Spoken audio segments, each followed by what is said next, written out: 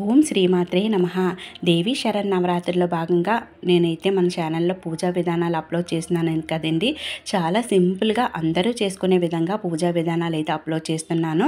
మొదటి రోజు పూజా విధానాన్ని ఆల్రెడీ అప్లోడ్ చేశాను కదండి. రెండవ రోజు పూజా విధానాన్ని ఈరోజు అప్లోడ్ చేస్తున్నాను. ఈరోజు అమ్మవారు మనకి శ్రీ గాయత్రీదేవి రూపంలో దర్శనమిస్తారండి. నిమ్మకాయ పులిహోర అమ్మవారికి నైవేద్యంగా సమర్పిస్తే చాలా మంచిది. తామర పుష్పం అమ్మకు సమర్పిస్తే మంచిదండి. అదేవిధంగా ఈరోజు నారింజ రంగు చీరను అమ్మవారు ధరిస్తారు. నారింజ రంగు పుష్పాలు ఉంటే పెట్టవచ్చు. ఇక ఈరోజు వంకాయ కూరను తినకూడదు. అమ్మవారిని పూజించడం వల్ల తేజస్సు పొందుతుంది. ఎర్రటి గాజులను ఎవరికైనా తాంబూలంలో పెట్టి ఇస్తే చాలా మంచిదండి. ఓం శ్రీ గాయత్రీ మాతే నమః అనే మంత్రాన్ని కానీ, ఓం శ్రీమాత్రే నమః అనే మంత్రాన్ని కానీ పఠిస్తే ఈరోజు చాలా ఉత్తమం. ముందుగా అయితే నిన్న పెట్టిన నిర్మాల్యాలన్నీ తీసేసానండి. తీసేసి ఇప్పుడు దీపారాధనకి దీపపు కుందులు అయితే పెట్టుకుంటున్నాను. ఒకరైతే నన్ను కామెంట్ సెక్షన్లో అడిగారండి, అక్క ఒక్క దీపపు కుందులు ఉన్నాయి మరి ఎలా అని అడిగారండి. 2 మట్టి ప్రమిదలు తెచ్చుకోండి, ఒక 10 రూపాయలకు వస్తాయి. ఆ మట్టి ప్రమిదలతో సాయంత్రం పెట్టుకొని ఉదయానికి ఇవి క్లీన్ చేసి ఉంచుకుంటే అవి వాడుకోవచ్చు అనమాట. ఇక దీపారాధన కోసము కుందులకైతే మంగళకరంగా పసుపు కుంకంతో అలంకరించానండి. ఇందులో మనం అమ్మవారిని ప్రతిష్ఠించుకుంటాం కదండి, అందుకని ప్లేట్లో స్వస్తిక్ శుభసూచకంగా వేసుకున్నాను. స్వస్తికే కాదండి, ఓంకారం వేసుకోవచ్చు, లేదా మనం ఏదైనా అష్టదళ పద్మం ముగ్గు కానీ ఏదైనా వేసుకోవచ్చండి. మనకు వచ్చినవి వేసుకొని మంచిగా అమ్మవారి ముందు పెట్టుకున్నానండి. దీనిలో నేనైతే ఈరోజు వేపాకులు వేద్దాము అనుకుంటున్నానండి. అమ్మవారికి ఇరువైపులా కూడా నిన్న పెట్టిన వేపాకులు తీసేసి ఈరోజు కొత్తగా వేపాకులు అయితే పెట్టుకొని దీపారాధన కుందుల్లో నూనె అయితే వడ్డించుకుంటున్నాను. కంపల్సరిగా ఈ కామాక్షి దీపాన్ని అయితే మనం నిత్యం పెట్టుకుంటాం కదండి. క్లీన్ చేయాలి అంటే మీరు ఈరోజు ఉదయము సాయంత్రం అదే కుందులో పెట్టుకోవచ్చండి. మళ్ళీ క్లీన్ చేసి పెట్టుకోవచ్చు. దీపపు కుందుల్లాగా దీనికి ఏది ఉండదండి. క్లీన్ చేసి పెట్టుకోవచ్చు కామాక్షి దీపాన్ని అయితే. ఈరోజు అమ్మవారికి నా దగ్గర అయితే తామర పూలు అవి లేవండి. అందువల్ల నారింజ రంగు పూలు అంటే కనకంబరాల మాల, మొరవము కనకంబరాలు కలిపి మాలగా అమ్మవారికి వేశాను. ఇక వేపాకులను అమ్మవారికి ప్లేట్లో అయితే వేస్తున్నాను. ఇంట్లో అమ్మవారిని అయితే పెట్టుకుంటాను. నిండుగా వేపాకులు అయితే వేసుకున్నానండి. మనకి దొరికిన వాటిలో అమ్మవారిని మంచిగా అందంగా అలంకరించుకొని పూజ అయితే చేసుకోవచ్చండి. మనసులో భక్తి అనే భావన ఉండాలి. అంతేకాని మనం అన్నీ పెట్టి పూజ చేసిన భక్తి లేకపోతే అది శూన్యంతో సమానం. ఇలా అమ్మవారిని అయితే ప్రతిష్ఠించుకున్నానండి. మొదటి రోజు మనం అమ్మవారికి అభిషేకం చేసాం కదండి. ఒకవేళ అభిషేకం చేయాలి అనుకునే వాళ్ళు ఆ వీడియోని ఒకసారి చూడండి, డిస్క్రిప్షన్లో లింక్ ఇస్తాను. మంచిగా అమ్మవారికి ఈరోజు అయితే నార్మల్గా పెట్టుకున్నానండి. పెట్టుకొని మంచిగా ముందుగా గణపతిని ఆరాధిస్తాం కదా, ఎర్రని ఒత్తులతోని పసుపు రంగు ఒత్తులతో ఈరోజు దీపారాధన అయితే చేస్తున్నానండి. ముందుగా పైన అయితే పసుపు రంగు ఒత్తులు వేసుకున్నాను. కిందన కామాక్షి దీపంలో అయితే ఎరుపు రంగు ఒత్తులు అయితే వేసుకున్నాను.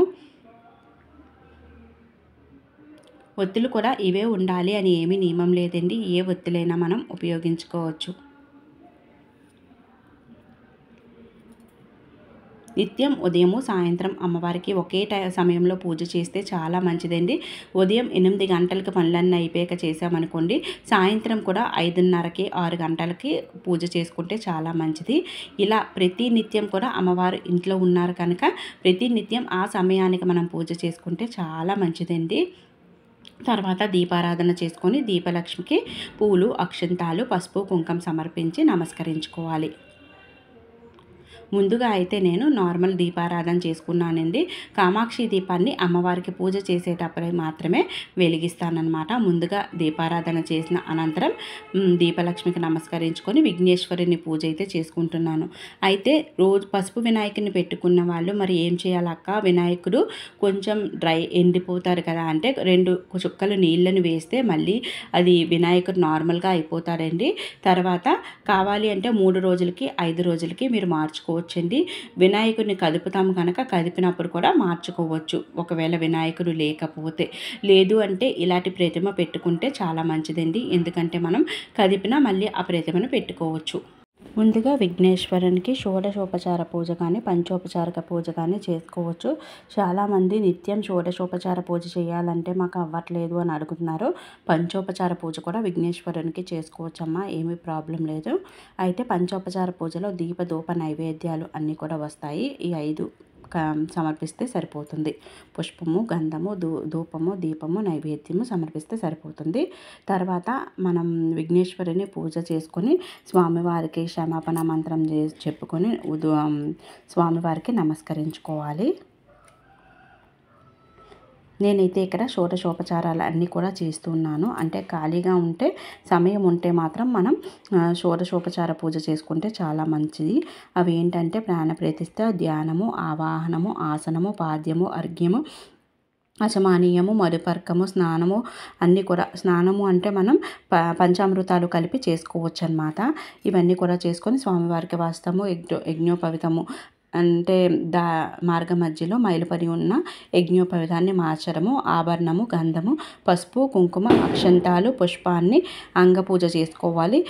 స్వామివారి అంగాన్ని తలుచుకొని పూజ చేసుకొని ధూపము, దీప నైవేద్యాలు అన్నీ సమర్పించాలి. ఇవి ఏవి రావు అంటే సింపుల్గా మనం ఒక్కొక్కటిగా తలుచుకొని స్వామివారు మన ఇంటికి వస్తే ఎలా మనం స్వామివారిని ఆహ్వానిస్తామో అదే విధంగా పూజను చేసుకోవచ్చు. తర్వాత ఆ స్వామివారిని కదిపేయాలి. కదపడం అంటే 3 సార్లు మనం ఇలా పైకి లేపడం కానీ లేదా కుడివైపునకు తీయడం కానీ చెయ్యాలి. అప్పుడు మనం యథాస్థానం ముద్వాసయామి అని చెప్పి చదువుకోవాలి. స్వామివారిని కదిపినప్పుడు ఆ మంత్రాన్ని లేదు అది కూడా రాదు అనుకుంటే స్వామి వెళ్ళి మళ్ళీ తిరిగిరా అని చెప్పి నమస్కరించుకోవాలి. తర్వాత అమ్మవారికి పూజ కోసము నేను ఇక్కడ దీపాన్ని అయితే వెలిగిస్తున్నాను. కామాక్షి దీపం వెలిగించిన తర్వాత ఇక్కడ గ్లాస్తో నీళ్లు డైలీ కూడా పెట్టుకోవాలి. ఒక పుష్పం వేసి కొంచెం గంధము, జవ్వాదు, కొంచెం పచ్చకర్పూరం అది వేసి పెట్టుకుంటే మంచిదన్నమాట అమ్మవారి పీఠం పైన. తర్వాత అమ్మవారికి కూడా మనం షోడశోపచార పూజ చేసుకుంటే మంచిది. లేదు సింపుల్గా చేసుకుంటామనే వాళ్ళు చెప్పాను కదా, ఈ 5 సమర్పించి అమ్మవారికి దీపం వెలిగిస్తే సరిపోతుంది. లేదు చేసుకోగలము అనుకునే వాళ్ళు అమ్మవారికి కూడా మంచిగా అన్నీ కూడా తలుచుకొని అమ్మవారు మన ఇంటికి వస్తే ఎలా మనం పూజ చేస్తాము అన్నది అమ్మవారిని తలుచుకోవడం, ధ్యానం, ఆవాహనం, అమ్మవారిని ఆహ్వానించడము, ఆసనం వేసి కూర్చోబెట్టడానికి, పాద్యము, అమ్మవారికి కాళ్ళు కడుక్కోవడానికి నీళ్లు, అర్ఘ్యము, చేతులు కడుక్కోవడానికి నీళ్లు, అచమాన్యం తాగడానికి నీళ్లు, అదేవిధంగా మధుపర్కము, అమ్మవారికి స్నానానికి నీళ్లు పెట్టడము, అదేవిధంగా అమ్మవారికి వస్త్రం ఇవ్వడము, యజ్ఞోపవితాన్ని ఇవ్వడము, ఆభరణము, గంధము, పసుపు, కుంకుమ, అక్షంతాలు, పుష్పాన్ని సమర్పించి అమ్మవారికి ఒక్కొక్క అంగాన్ని తలుచుకొని మనం పూజ అయితే చేసుకోవాలి. అంగాలు అన్నీ కూడా ఉంటాయన్నమాట. సర్వాంగ పూజ ఇది చేసుకుంటే చాలా మంచిది. ఓం దుర్గాయ నమః అలా అని పాదో పూజయామి అలా అంగ పూజ చేసుకోవాలి. చేసుకున్న అనంతరము అమ్మవారిని తలుచుకొని ధూపం, దీపం, నైవేద్యం అన్నీ కూడా మనం ఏదైతే చేసి ఉంచామో అమ్మవారి కోసము అవన్నీ కూడా అమ్మవారికి సమర్పించుకోవాలి. తాంబూలం సమర్పించి నీరాజనం ఇవ్వాలి అమ్మవారికి. మంత్రపుష్పాన్ని సమర్పించి ప్రదక్షిణ నమస్కారం చేసుకోవాలి. అనంతరం సాష్టాంగ నమస్కారం కూడా అమ్మవారికి చేసుకొని క్షమాపణ చెప్పుకొని ఇప్పుడు మనం అమ్మవారికి అష్టోత్తరాలు అయితే చదువుతున్నాము. ఇక్కడ నేనైతే అమ్మవారిని ఈరోజు వేపాకులు వేసి స్థాపించుకున్నాను. చూస్తున్నారు కదా.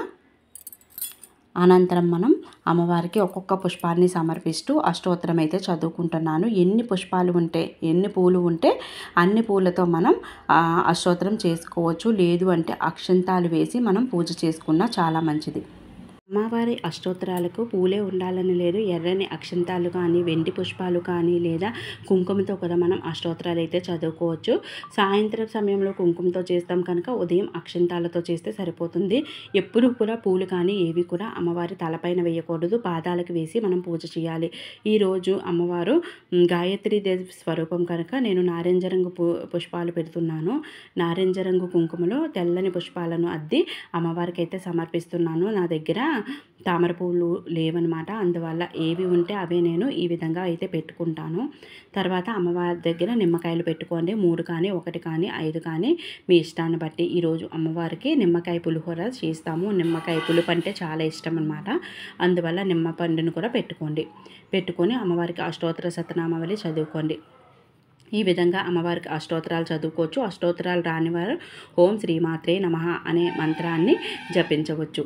ఈ విధంగా పూజ చేసి అమ్మవారికి చెప్పాను కదా, నైవేద్యాన్ని, తాంబూలాన్ని, ధూపదీప నైవేద్యాలు అన్నీ సమర్పించి అమ్మవారికి ప్రదక్షిణ ముందుగా నీరాజనం అంటే మంగళహారతి చెప్పాలి. ఆ తర్వాత అమ్మవారికి మంత్రపుష్పాన్ని వేసి నమస్కరించుకోవాలి. తర్వాత ప్రదక్షిణ చేసుకొని అంటే ఆత్మ ప్రదక్షిణ చేసుకుంటే సరిపోతుంది. తర్వాత సాష్టాంగ నమస్కారం కానీ లేదా మోకరిల్లి నమస్కారం చేసుకొని అమ్మవారికి ఈ పూజలో ఎటువంటి లోపాలున్నా మమ్మల్ని మన్నించు తల్లి, తెలిసి తెలియక ఏవి తప్పులు చేసినా మమ్మల్ని క్షమించు అని నమస్కరించుకోవాలి. ఈ విధంగా అమ్మవారికి నమస్కరించుకోవాలి. తప్పకుండా రెండవ రోజు గాయత్రీదేవి స్వరూపాన్ని మనందరినీ కూడా పూజించుకోవాలని మనస్ఫూర్తిగా కోరుకుంటున్నాను, ఎటువంటి ఆటంకాలు లేకుండా. ఈ పూజ విధానం నచ్చినట్టయితే మన ఛానల్ని సబ్స్క్రైబ్ చేసుకోండి. ప్లీజ్ యూస్ఫుల్ అనుకుంటే మీ ఫ్రెండ్స్ అండ్ రిలేటివ్స్కి షేర్ చేయడం మర్చిపోకండి. మరిన్ని వీడియోల కోసం మన ఛానల్ని సబ్స్క్రైబ్ చేసుకోండి. ఈ నవరాత్రుల పూజా విధానాల కోసం ఏమైనా చిన్న డౌట్స్ ఉన్నా సరే కామెంట్ సెక్షన్లో కామెంట్ చేసి అడిగితే వెంటనే రిప్లై అయితే ఇస్తాను. మన సబ్స్క్రైబర్స్కి అయితే తెలుస్తుంది. నేను చూడాలి కానీ మెసేజ్ వెంటనే రిప్లై అయితే ఇస్తానన్నమాట. అమ్మవారికి ధూపాన్ని చూపించి ఇల్లంతా కూడా ధూపం వేయండి. ముఖ్యంగా ద్వారాలపైన స్వస్తికి వేసుకోవడము, ఇల్లంతా ధూపం వేయడము, ద్వారలక్ష్మికి ధూపం వేయడము, తులసి కోట దగ్గర పూజలు ఇటువంటివన్నీ చేసుకోవడం వల్ల సాక్షాత్తు ఆ లక్ష్మీదేవి మన ఇంట్లో స్థిర నివాసం ఉంటుంది. అమ్మవారు సాక్షాత్తు లక్ష్మీదేవి, అష్టలక్ష్ములతో సమానము, నవదుర్గలతో సమానము. అమ్మవారిని ఆరాధించడం వల్ల మనకి సకల ఐశ్వర్యాలు వృద్ధి చెందుతాయి. అమ్మవారికి మంగళహారతి ఇచ్చి మనం ఇంట్లో అందరిమీ కూడా మంగళహారతి తీసుకోవాలి. ఈ విధంగా పూజ అయిన తర్వాత సాయంత్రం నిర్మాల్యాలన్నీ తీసేసి అంటే వదిలిన పువ్వులు అవి తీసేసి అన్నీనా మళ్ళీ కొత్త పుష్పాలతో అమ్మవారిని పూజ చేసుకోవాలి. సింపుల్గా 2 పుష్పాలు పెట్టినా పర్లేదు, అమ్మవారికి పూజ చేసుకోవాలి. కుంకుమ పూజ కోసం అమ్మవారి పక్కన నేను శ్రీచక్రాన్ని పెట్టుకున్నాను కదా, అదే స్థానంలో కుంకుమ పూజ అయితే చేసుకుంటాను. ఈ వీడియో మీకు ఎలా అనిపించిందో కామెంట్ సెక్షన్లో కామెంట్ చేయండి. మరొక చక్కటి నవరాత్రి వీడియోతో మళ్ళీ కలుద్దాం. శ్రీమాత్రే నమః.